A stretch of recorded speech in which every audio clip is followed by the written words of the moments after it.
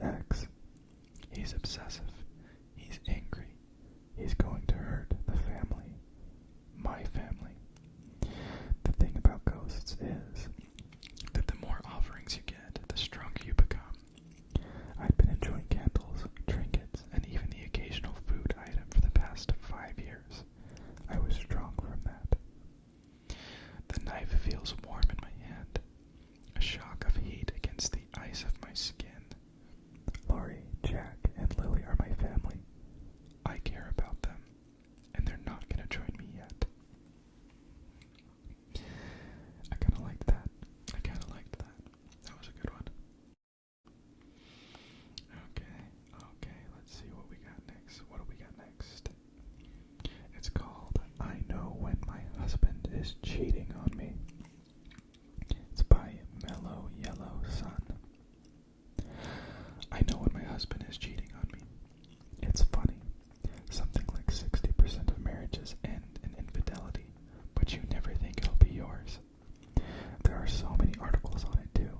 How to tell, what signs to watch for. Is he spending too much time at the office or just working hard?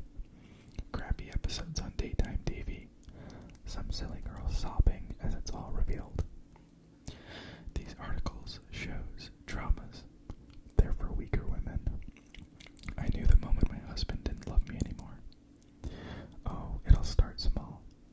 He'll smile more for no reason. He'll laugh at a little thing she says or does. Things that he never would have in a million years found funny if you said them. And it'll only get worse.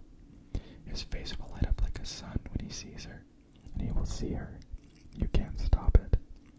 She's everywhere in his life, invasive like a cancer, or a leech, sucking all of his attention and love away from you. And then, even worse, his friends, your friends will notice. They'll tell you they've never seen him like this before, how happy he is. It's enough to make you sick. And finally, he'll tell you he's never felt love like this before, and that he doesn't know how he lived without her. Well, something had to be done, obviously. I love my husband. I'm not having some little temptress steal him away from me. What kind of woman would I be then? No. So I took matters into my own hands. Thank God she's still little. I don't think I could have drowned her that easily if she could walk just yet.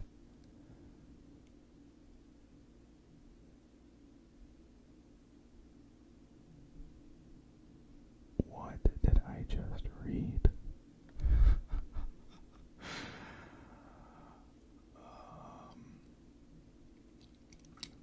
Wow, okay, that one totally fooled me. That is absolutely insane. I'm thinking that this is talking about the daughter, his daughter. I don't know though. If it's not, then I don't want to even consider what it means. Next one. It says, I should have read the reviews. This is by Malia Girl 1314.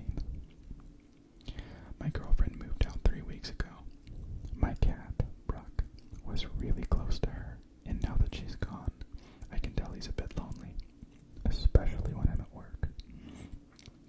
I came home a few times to my curtains ripped up, or all the toilet paper in shreds.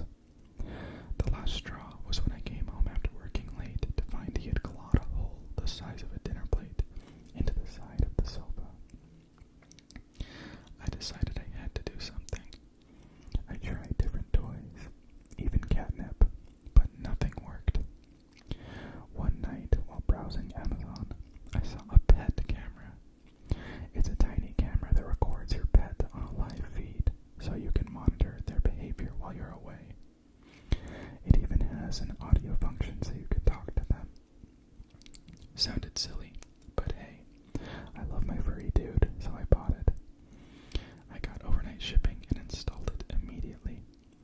I decided to set it up in my bedroom, as that was where Ruck dwelled the most. My first day at work, I think I checked the camera 30 times. When I spoke into the microphone, Ruck seemed to be happier, and I noticed there was no destruction around the house either.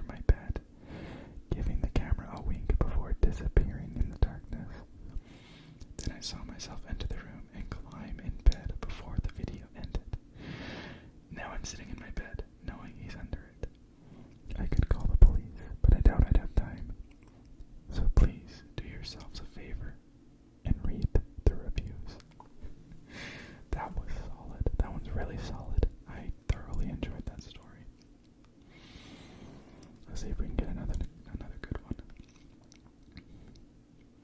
Okay, that was solid. Okay, this one is called Birthday Girl. Good morning, sunshine. Time to wake up. Oh, by the way, this is by Gosha_293. Good morning, sunshine. Time to wake up. I open my eyes and see Nurse Judy, ready to give me my morning injection. I sit on the bed and roll up my pajama sleeve. I feel the needle under my skin and the medication flowing inside my veins. The nurse gives me a wide smile. Good girl. You can go to the canteen now and have breakfast with your friends. Friends? I don't have friends here. My friends are almost 60 miles away from me, enjoying life, learning new stuff, making out at parties. Certainly not spending their youth in a psychiatric ward. My parents put me there. It was after another anxiety attack at school. I lost control and tried to do something stupid. Now everything seems stupid to me. I pass by Nutsy Nora's room. Her yelling is impossible to ignore. She keeps screaming Kelly and Jenna over and over again, whatever these names mean. I see two doctors rushing to her room with a set of tranquilizers. This place is full of people like her. I don't think I belong here. I enter the canteen and hear aloud, "Surprise!" I look around and see other patients gathered around a cake with number candles, 1 and 7, and an inscription. Happy birthday, Robin. Right, it's my 17th birthday. Yay, I totally forgot. I force myself to smile and blow the candles. The cake tastes like soap or cough syrup. I hide both candles in my pocket when no one is watching. I guess it's the only gift I can count on today. I stop one of the nurses on the way back to my room. I ask if my parents are going to see me. She shrugs and walks away without saying a word. As I lay in bed, I stretch my arms and look at my hands. They look so weird. So weird. Maybe it's a side effect of one of those medications. Nurse Judy interrupts my contemplation. She storms in with an afternoon of dosage pills. How are you feeling, my dear? Did you like the birthday surprise? She asks with that annoyingly sweet smile. Yeah, I forgot. Today's the day. She takes my hand and says, "Oh, don't worry, darling. It happens to everybody." As she holds my hand, I ask her why my skin looks so strange. Nurse Judy gives a sympathetic gaze. I think it's normal at your age, don't you think so, sweetie? Is she trying to make a fool of me? Oh, I've had enough. But I'm only 17, I say imploringly. I don't know any other teenager with hands like these. Just look.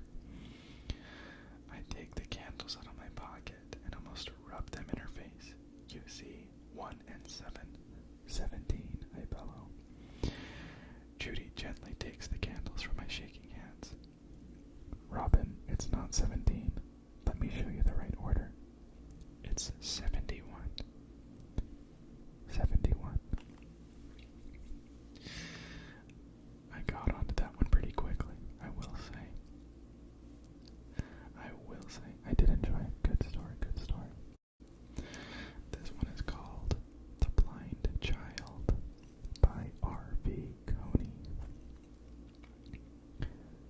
Stabbing. Sylvia pointed a trembling finger at my brother, Arthur. Her milky, unseeing eyes gleamed in his direction, and his wife, Agnes, trembled with indignation from across the table. My husband's face colored as he dropped his fork and dragged our daughter back into her bedroom, scolding her as they went. The rest of the night was awkward, and the pep in our conversation never recovered. 2 weeks later, Agnes was stabbed to death in her office parking lot. An inebriated college student found her, almost vomited all over her, and called the cops. My brother swore that he bore no ill will against my daughter.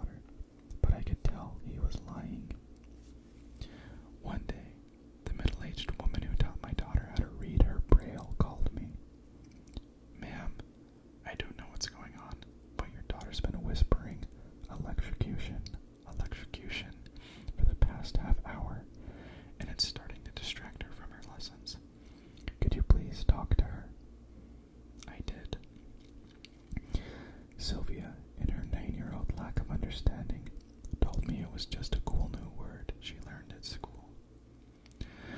The death of an electrician made headlines the following week. It was a freak accident involving tangled wires and a bucket of water.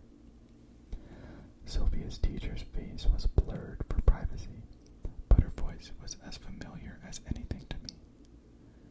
He was my partner, my soulmate. While my husband was working late, I called Sylvia into the living room. Honey, is there anything Mommy should know? She hesitated. Honey, you know you can talk to me. She denied it once more. I have no secrets from you, Mommy. My husband walked into the living room with his hair tousled, his eyes distant. Instead of rushing to hug her dad, Sylvia simply